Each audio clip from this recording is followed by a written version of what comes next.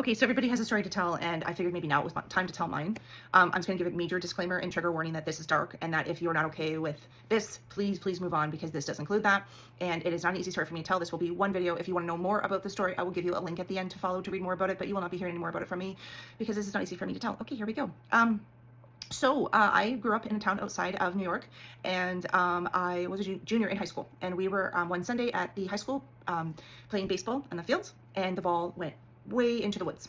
And me and my high school crush Brad went into the woods to go looking for it. Why we did not just grab another ball and continue to play and instead go looking for a needle in the haystack is still beyond me, and to this day I wish so much that we had just grabbed another ball and kept going, but no, we didn't. So anyways, we went into the woods, we went looking for it, and it sounded fun, and it was fun. We had a great time. We were giving each other shit, and it was great, and you know, we were just having fun. We were being teens, and that's what anyway, so we went in, we were doing that, and as we were getting closer and having fun, we got closer and closer to a river, and this river ran along the town.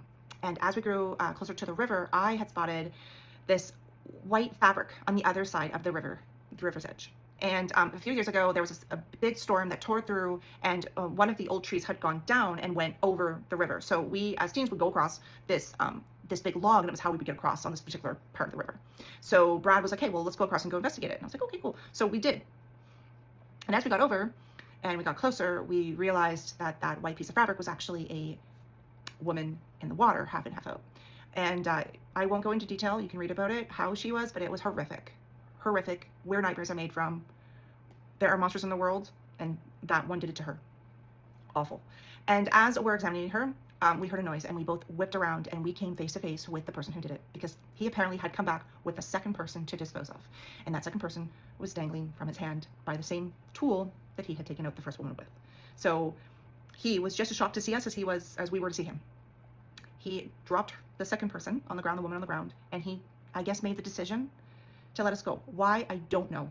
And that will forever haunt me to this day. Why we were let go. Why? Just why? Now, mind you, this person was dressed head to toe in black. I'm assuming it's a man. He was strong, he was tall, he was built like a man, so I'm gonna say it's a he. It made sense, it was a he.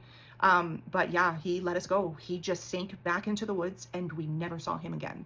And Brad was just grabbed me and was like, run. And somehow we ran, and we ran back across that log. We went right back up to the field, and we told our friends, and we just scattered like rats back home. And called 911 from there. And it was just my life changed forever for so many reasons.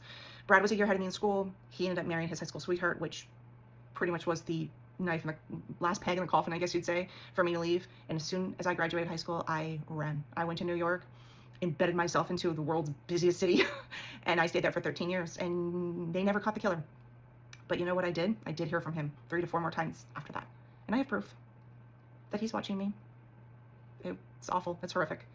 But yeah, that's my story. So if you want to know more about it, you can read about it here.